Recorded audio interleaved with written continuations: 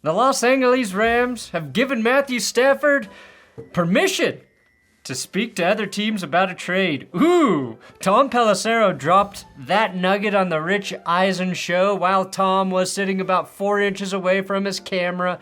And what I am hoping is some sort of Pilates gym, because otherwise it kind of looks like Tom Pelissero is in a sex dungeon. That they've also given his agent permission to talk to other clubs and just figure out, hey, if he became available, if there were a trade, what would the numbers be elsewhere here? Is Tom Pelissero a sexual deviant? Today I answer that question on That's Good Sports. That's right, my bad. This is a Matthew Stafford episode.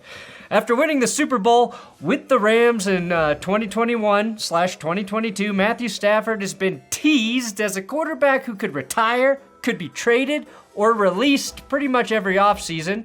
It started, though, when Stafford injured his elbow in 2022, playing in just 9 games, and since then, he's been essentially playing on 1-year windows within the framework of his Rams contract, as he and the Rams reevaluate his position every offseason. He's now at a point where he looks healthy again, he's playing well, and is criminally underpaid. The Rams got hot at the end of the 2024 season. They have a promising young defense and are already moving on from veteran receiver Cooper Kupp. So why on earth would they trade Matthew Stafford when they appear to be back in a Super Bowl window? Something none of us really foresaw when Aaron Donald retired. If they do trade Stafford, which team makes the most sense? I'll answer all of that bullshit today, including the real reason Stafford could be leaving LA in this episode of That's Good Sports.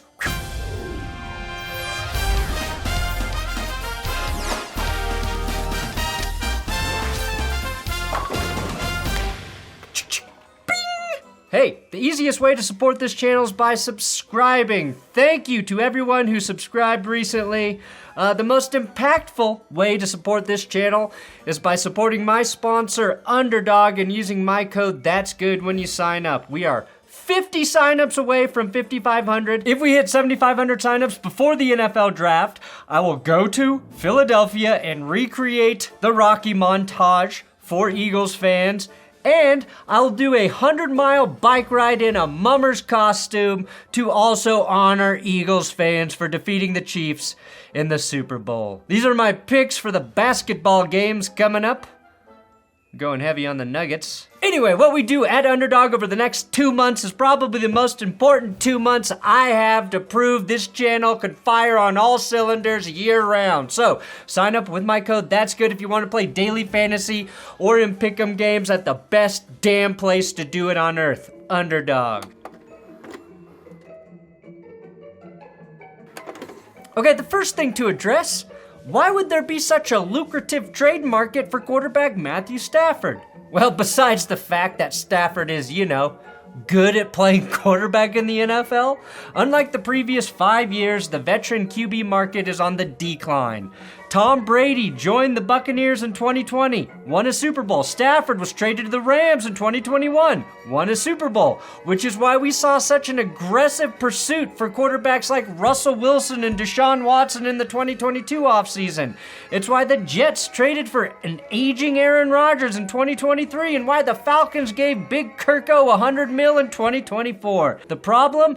Every single one of those quarterbacks failed following the Matthew Stafford trade. NFL teams are seeing how devastating an overpaid, overtraded for veteran QB can be for your organization. It's worse than missing on a quarterback in the draft because you're paying out the ass for the same shitty results. The names Justin Fields, Russell Wilson, Aaron Rodgers, Sam Darnold, possibly Derek Carr, and Kirk Cousins aren't exactly exciting anyone. You gotta win. Chains aren't very funny when you're losing. So you gotta win football games. Nobody wants to hedge their bets on those guys, and the Rams might not even want to hedge their bets on Matthew Stafford at 37 years old. Stafford is in a tier above all of those other quarterbacks and is a clear-cut #1 option right now. Tom Pelissero suggested that the Rams are allowing Stafford to speak to other teams to essentially give them the ballpark of what they should pay Matthew Stafford in 2025. He's slated to make $27 million this season, which is well below his market value. It's a solid $13 to $20 million lower than what he should be making, and also there aren't many guarantees left on his deal. I trust Tom Pelissero's reporting, but this seems like a lot of unnecessary work for the Rams, who already know what Stafford's market is. I think the Rams are intrigued to see what they can get for Matthew Stafford. It's odd to think that Stafford was the last veteran quarterback who panned out for the team that acquired him, and could be the next veteran quarterback to not work out for the next team that acquires him. You either die a hero or live long enough to see yourself become Russell Wilson. The Rams are also in a decent cap situation. They have the 15th most cap space at $39 million and will get more cap space when they trade Cooper Kupp. They can afford to keep Stafford, especially for the next 2 years, but Stafford might want new money beyond those 2 years, right? The Rams have been pretty good at moving on from guys at the right time. Von Miller and Jalen Ramsey come to mind. How many years does Matthew Stafford have left, though? Simple answer, we don't fucking know. If his body holds up, several years, because he's an elite pocket passer. He won't be affected by diminishing athletic returns like Russell Wilson. But as we have seen with Kirk Cousins and Aaron Rodgers, injuries equalize all quarterbacks. Hell, even Russell, I train all offseason Wilson couldn't start the 2024 season due to a calf injury. Now, there are very few offenses that Stafford could join where he would be better off. Actually, there are none. Sean McVay knows that, but I don't know if Matthew Stafford knows that. Andy Reid is the best head coach in the league, but we'll say AFC, and I think Sean McVay is unequivocally the best head coach in the NFC. I believe Sean and Les Snead look at, say, Sam Darnold and Aaron Rodgers and know they can get similar production from both of those guys, even if there's a little bit of a drop-off. Aaron Rodgers wouldn't be as good as Stafford, but he would be a lot cheaper on a 1 to 2 year deal. Stop telling secrets. Now, while any negotiation is always about money, the Rams aren't in some sort of cap hell where they have to offload Matthew Stafford. My question becomes, is Sean McVay horny for Sam Darnold? Sean McVay saw Kevin O'Connell get the best out of Sam Darnold. Sean also watched as his Rams beat Darnold and the Vikings twice last season. Now, Sean might be thinking, if I sign Sam Darnold and I win with Sam Darnold, I can flex that shit on my protege Kevin O'Connell even harder. But if I just rock with, say, Jimmy Garoppolo and win with him, I can flex on my frenemy Kyle Shanahan. What do I do? Who do I flex on? For the Rams to trade Stafford, they have to believe they can make a near lateral move at quarterback. Now, maybe Stafford is traded and he plays very well. The Rams have to believe a guy like Sam Darnold offers more long-term. The big problem, though, with Sam Darnold is he did not play well under pressure in the brightest lights last season. 9 points against the Lions' defense is just sad, and with relentless pressure from the Rams' defense, another 9 points to exit the playoffs. Sad. McVay has to believe he can make Darnold better in those games specifically. Otherwise, you are making a big downgrade in clutch situations. Stafford has ice in his veins. Darnold has varicose veins. I think LA can win the division with Sam Darnold, but I think they can win playoff games with Matthew Stafford. For the Rams to seriously consider trading Matthew Stafford, it boils down to two big things: what trade comp they can receive for him, and whether or not Sean McVay believes he can still win a Super Bowl with Matthew Stafford. If you believe he's good enough to hoist a Lombardi, then he's worth $50 million per year, isn't he? I think LA will pay that, but another team might pay that for the next 3 to 4 seasons, and I don't think the Rams are ready to make that kind of long-term commitment to Stafford. Stafford's made $364 million in his career so far. If this is all about him being paid $50+ million per year, it's pretty fucking annoying for football fans. Kyler Murray, Deshaun Watson, and Kirk Cousins all averaging $46 million per season. Stafford is better than all of those guys. He deserves $50 million per season, but he also does not need it. We want guys to want to play on discounts after they've been paid, but it's not a realistic expectation once they've already won. and especially when they've already played under market in 2 consecutive years like Stafford has done with the Rams. And Matthew Stafford wants to be paid what he thinks he's worth. He wants to be paid more than $50 million. There are 3 teams that make sense for Matthew Stafford: the Giants, the Raiders, and the Steelers. There are 4 teams who have shown interest in acquiring Stafford when you add in the Browns. Like a fucking tumor, let's just remove the Browns from this equation immediately. Do you think Stafford's gonna try and ride off into the sunset while you idiots still pay Deshaun Watson for the next 2 years? No. Draft your quarterback and please shut the fuck up, Cleveland. Nobody wants to hear you being involved in any sort of veteran QB play right now. You're stupid, we all hate you, and you just need to shut up. Now, there have been some real rumors between Stafford and the Giants, and the Giants' interest in Stafford comes down to how they view this quarterback draft class. I think we all know Brian Daboll and Joe Schoen are on a seat so hot their ass cheeks already have first-degree burns. Their asses are so red, they'd break the bulbs in a tanning bed. I don't think there is a rookie quarterback in this class that saves your cooked asses year one. Matthew Stafford, though, he instantly elevates the entire Giants roster. Stafford's presence makes the offensive line better. He still gets rid of the ball quickly at 2.78 seconds.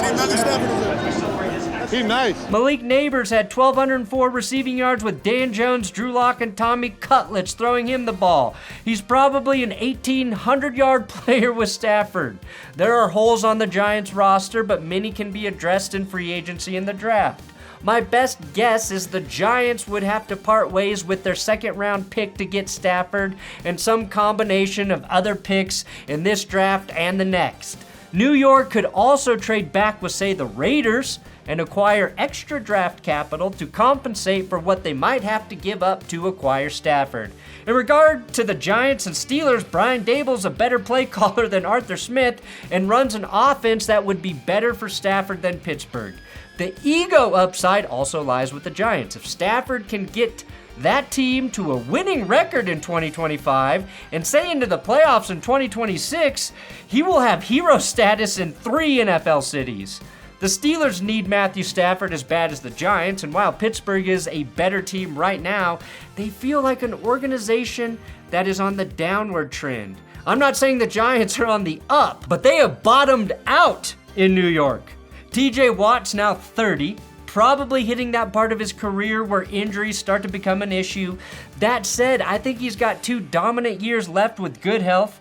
They need to add a wide receiver in the draft, maybe free agency. They did take Roman Wilson last year and a hamstring injury derailed his entire rookie season. If he's any good, Pittsburgh might have some decent depth at the position. George Pickens would be more effective with Stafford, and the Steelers quietly have the 9th most cap space in the league. Pittsburgh also has the draft pick that makes the most sense to give up for Matt. May I just call him Matt?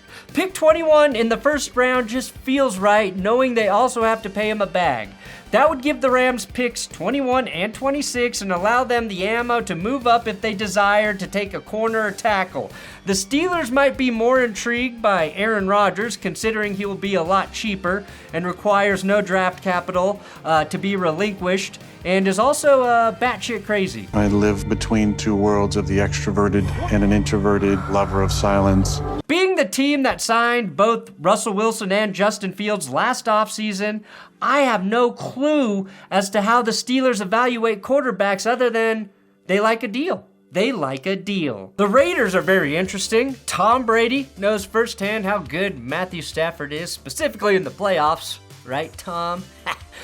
Like the Giants, they need a quarterback and also do not control their own destiny in the draft. The advantage they have over every suitor is cap space. The Raiders have $95 million to work with. They can afford to give Stafford the $50 million he wants. Hell, they can give him $55 million, $56 million, $57 million. That'd be crazy. The reason Stafford is pursuing his options now is not just because he's the best quarterback option if available. It's because he can be the first domino to fall in the line of veteran quarterbacks changing teams. He's the alpha. His trade parameters can be agreed upon right now before free agency. He doesn't have to compete on the open market, and he can dictate where he goes before any option becomes available. Vegas is close enough to LA that Stafford wouldn't have to uproot his family if they love Los Angeles as much as it appears they do, and Stafford gets a very nice indoor stadium to play in all season. Pete Carroll's a coach Stafford would enjoy playing for, with a weapon in Brock Bowers that's on par with Malik Neighbors in terms of standout young rookie talent. Jacoby Myers remains one of the most underappreciated ball catchers in the league. He literally never drops the ball. I like Trey Tucker, and I think Michael Mayer gets utilized more if Stafford's there. The Raiders don't have that bad of a roster. They have just had a horrible quarterback and coaching situation. The Raiders' entire receiving corps becomes more intriguing if Stafford arrives. They have a pretty good offensive line with two very good rookie ads last year in Jackson Powers Johnson, who made their DJ Glaze all over the place. They could steal the best receiver or corner in the draft at pick 6. They could trade back and add multiple pieces. Their options open up significantly if they land Stafford. The Raiders would need to add a number 1 receiver. I still believe that, and I have no idea if Chip Kelly is right for the NFL as a play caller. Chip feels like an OC who's better suited for a rookie quarterback. Someone who runs a college offense that can ease the NFL transition and morph into a hybrid over time. Stafford has to be a Chip Kelly fan for the Raiders to make any sense for him. Shit, I just sort of convinced myself the Raiders can turn their franchise around simply by adding Matthew Stafford. The reason the Rams are willing to trade Stafford is because they don't want to pay him $50 million per season. This is an organization that is great at roster building. They have a head coach who can get the best out of his quarterback. He got to a Super Bowl with Jared Goff, won a ring with Stafford, added rookie stars via the last 2 drafts in Puka Nacua, Kobe Turner, and then Braden Fisk and Jared Verse. As good as Matthew Stafford is, the Rams believe they have a system and a young team in place to win with a couple of the quarterbacks who will be available in this less than sexy veteran quarterback market. And if Stafford leaves, the Rams are the best plug-and-play destination for any QB looking for a home, and it's not really close. The Rams are Stafford's best option if winning is his top priority, and we're about to find out what his priorities really are. Thanks for watching That's Good Sports. Please subscribe here on YouTube. If you want some coffee, don't forget it's available over at benchwarmershop.com. That is my coffee. We've got the Fuck the Refs and our new Devil Magic, which is our first flavored coffee.